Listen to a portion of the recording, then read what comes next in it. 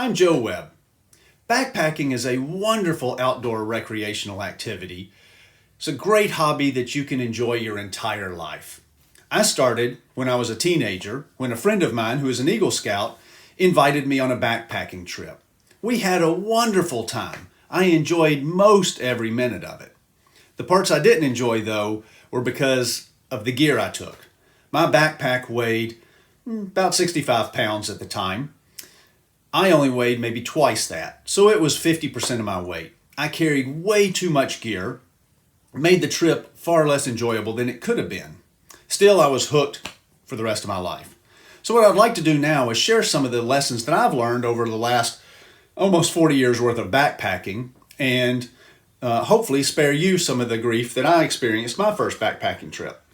So let's get started. Let's of course start with your backpack. Now, I've used this Osprey internal frame backpack for several years, for 5 or 6 years now, and I have almost 1,000 miles on it. It's an internal frame, which means it doesn't have any metal tubes supporting it on the outside. I found that the internal frame allows me to go through areas where there may be rocks or limbs that are overhanging the trail, and it doesn't get snagged on those items nearly as easily as an external frame does. This is a 65 plus 10, which means it holds 65 liters worth of gear and will extend up another 10 liters higher than that if we need to. I would recommend that you go to an outfitter and get fitted for your backpack. Not all backpacks will fit your particular frame well, and it's important that it fits well. You want most of the weight on your hips and not on your shoulders. If it's on your shoulders, it's going to make for a long backpacking day. The other thing I like on the trail, personal preference though, is trekking poles. I use these graphite-based trekking poles. Reason is that it has saved me from a number of falls, things where the trail may be a little slippery, a rock rolls, and I have caught myself. But it also saves my knees when I'm going downhill. For me, downhills are kind of rough.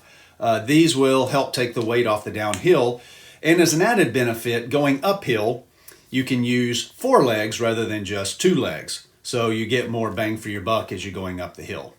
So those are the things I like on the trail. Next up, we'll talk about our sleeping gear. Over the years, I've used a number of different options for shelters when I sleep. I've slept in a cowboy type environment where I have nothing but a bivy sack and sometimes just a tarp over me. I've used hammocks with a tarp. I've used tents, and I've even slept in shelters along the way when I've been hiking along the Appalachian Trail.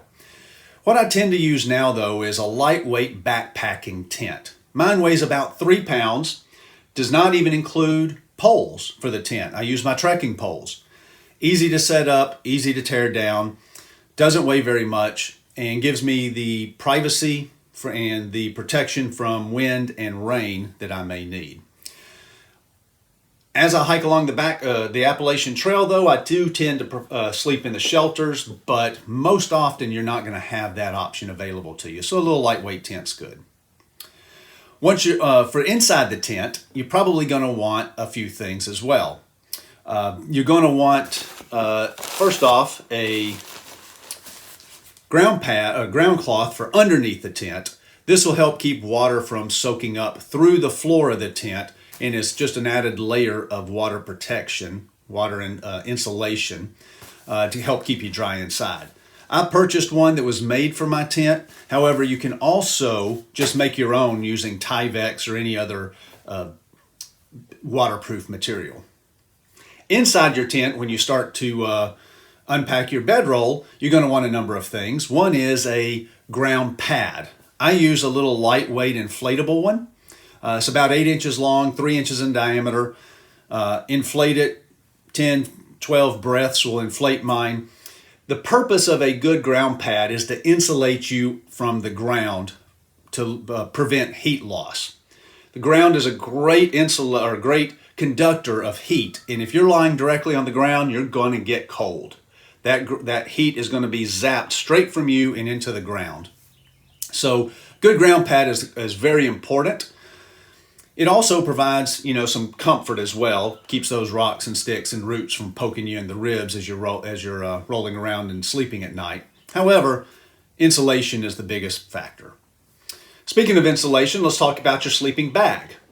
Two different types of sleeping bags. There's the down-based sleeping bag and synthetic-based sleeping bags. I prefer the down-based. They're very lightweight and they compress into a very small very small size. My winter bag will be about the size of a basketball. My summer bag goes down to about the size of a softball. It goes down to about 40 degrees. So it's lightweight, compresses very well. But the downside to a down bag is that if you get them wet, they have almost no insulation value whatsoever. So you've got to keep those dry. Synthetic bags, on the other hand, a little less expensive, a little more bulky, but if you get them wet, they still will insulate you pretty well. So trade-off, you got to manage that. A couple other things I'd recommend. This is a bag liner. What this does is it's a little sock or a sleeve that you slide inside your bag. Keeps the inside of your bag clean. You're going to get dirty on the trail. So this keeps the inside clean and you can easily wash this. It also provides a great sheet type environment so that if you want to sleep on top of your bag on those nights when it's not quite cold enough to get in your bag, but still you want a little cover over you, this works well. Creature comfort that I don't mind carrying the weight. This weighs about as much as a deck of cards, maybe a little less, and about the size of a deck of cards. It's an inflatable pillow. Rest my head on that. I've used other things. I've used wadded up clothes, wadded up gear, stuff like that. This to me is worth the extra weight and the bulk of carrying it. So little inflatable pillow, definitely worth it for me. Now let's talk about gear you may need at your campsite. You're probably going to want to eat, and you're probably going to have a hot meal while you are at camp. So having a nice little mess kit will be helpful to you. You can buy just about any kind of mess kit. I've carried just plastic plates and spoons. That'll work. What I use now, though, is I carry this little mess kit that I purchased a while back. This one has a little bag that I use and just a little single pot. I can boil my water in it, can heat up water for nor rice, nor noodles, oatmeal, ramen noodles, things like that. Has a little top that you can put on top to help keep the heat in as you're cooking. And for me, inside I also slide in a little coffee cup, because I do enjoy some coffee in the morning. To eat with, I carry this little spork. Has a fork on one end, spoon on the other end. You can get plastic models. This one happens to be titanium. Doesn't really matter though, as long as you have some sort of little utensil. A spoon from your kitchen drawer will be fine as well. You probably want to heat up water for your food, so you need to have some sort of portable cook stove. For many, many years, I used this MSR Pocket Rocket. This is a little device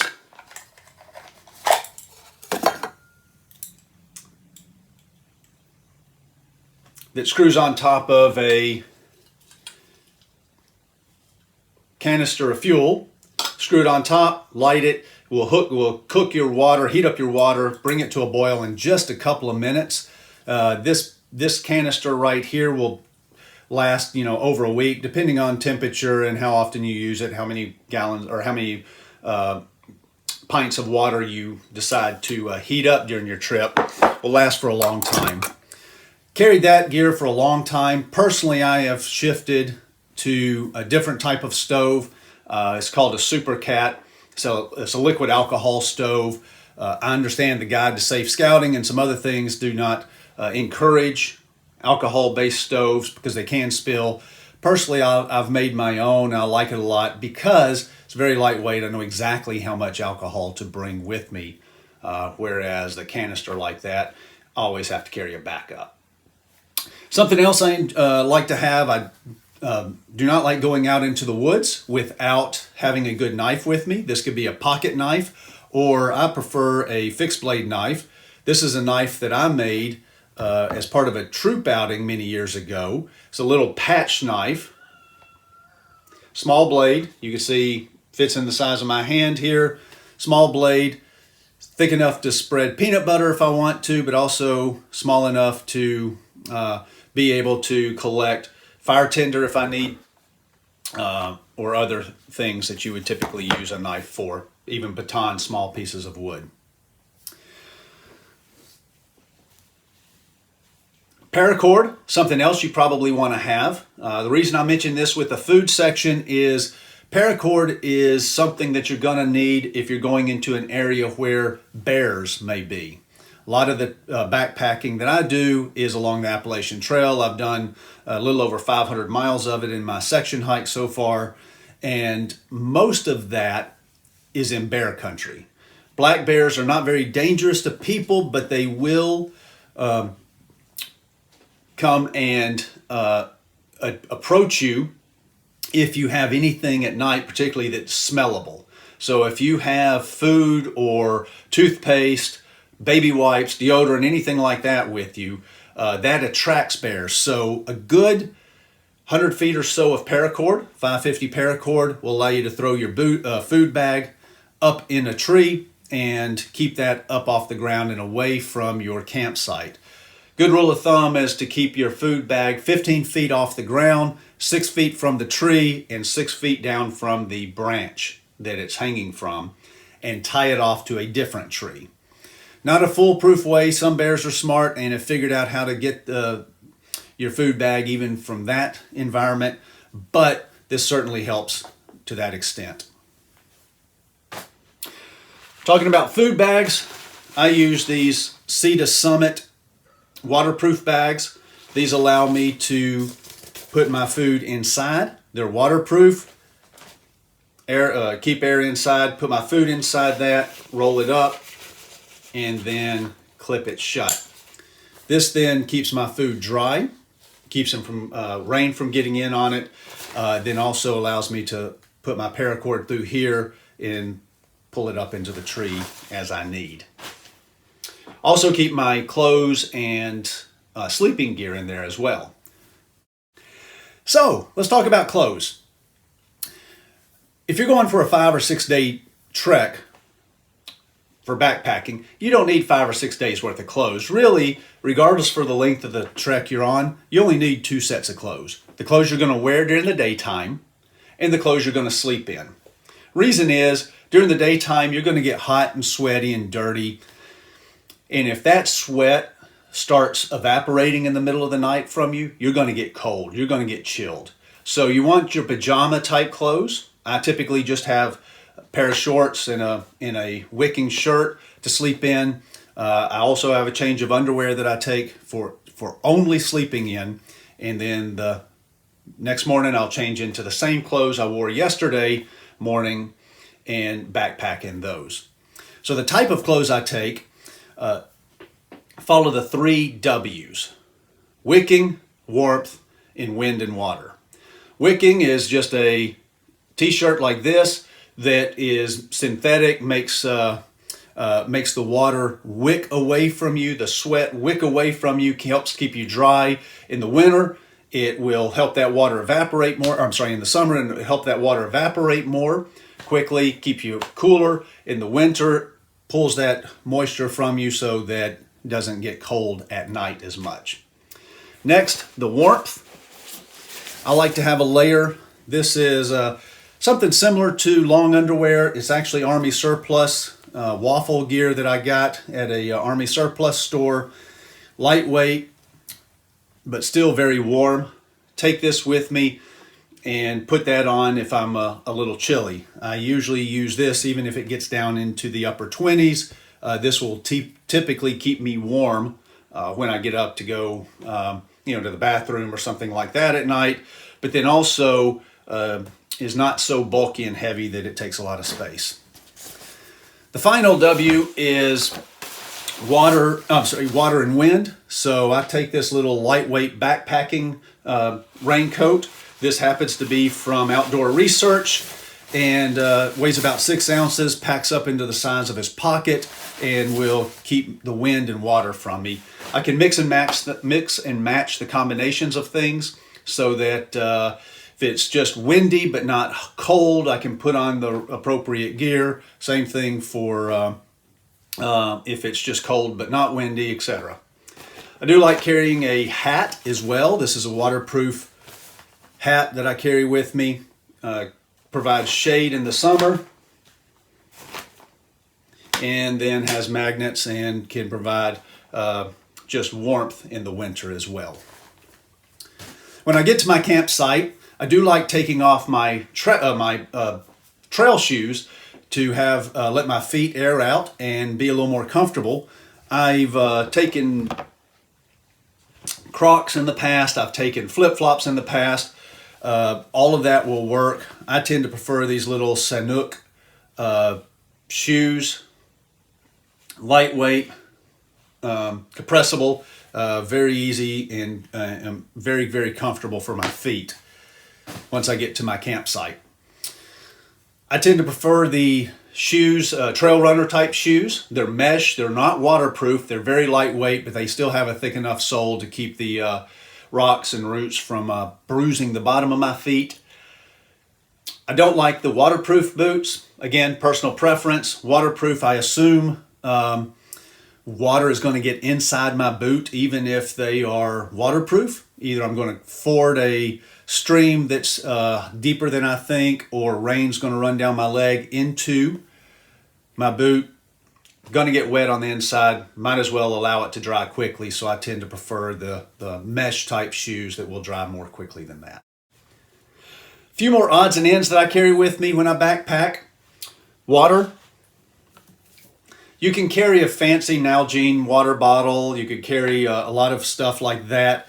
I find that just a simple Gatorade or Powerade bottle, very durable, lightweight, and will last you for many, many miles on the trail. Certainly more lightweight than most of the Nalgene bottles I've seen. In terms of purifying your water, you can do a bunch of different things. You can buy filters, squeeze filters, pumps. You can buy iodine tablets. You can buy squeeze filters, things like that. I tend to prefer these Aqua Mirror. It is chlorine dioxide, if I remember correctly. Very lightweight. You just mix 7 or 8 drops from one into 7 or 8 drops of the other in this cap. Allow it to set for 5 minutes and then pour it into your water bottle. Let that wait for 15 minutes and you've got clean water to drink. Whatever you choose that works for you is great. Filters filter out sediment, make it a little more clear. What I just suggested does not clear the water. It does not filter out particles at all. It just neutralizes the bad things. Whatever you take is going to be fine as long as it protects you from 2 main things. One is Cryptosporidium. The other is Giardia. Those are the 2 most common things pathogens that can affect you. And both of them are curable, but they cause a lot of discomfort and will take some antibiotics. You want to avoid that if possible. Other things you want to avoid are bugs. Those little gnats, no-see-ums, mosquitoes, ticks, things like that. You can buy DEET and OFF stuff to keep bugs away from you. I tend to prefer the all-natural things, so I use this little tea tree oil. This tea tree oil, I put on a few drops, and it will keep those little no-see-ums away. Have to reapply about every 45 to 60 minutes, but to me, that's worth it. A few other things I carry. Headlamp. This headlamp is just a little inexpensive black diamond version. Takes 2 AAA batteries. Wear it on my head. Keeps enough light so I can see the trail. You don't need a big spotlight. All you need is something to illuminate your cook stove at night or the trail below your feet if you're hiking after dark. Since it is battery operated, I do carry a couple of extra batteries with me every trip. I carry a little spade shovel. This is because you will frequently be hiking in areas where there is no privy or porta potty. And when nature calls, you want to be able to answer that call quickly. Some people will just use tent stakes or sticks to dig their cat hole. For me, I'd rather just have the convenience of having a spade readily available. Also carry a little small emergency kit, first aid kit. Doesn't have to be anything big or elaborate. No SAM splints are necessary, no scalpels or anything else. You want some ibuprofen for pain relief. You want some Gold Bond for any sort of rashes that may develop. You want some triple antibiotic ointment. You want some hand sanitizer, some Band-Aids. I carry some gauze and Vaseline in there as well. Antacids. And what you don't see here though is, that is in there, is duct tape.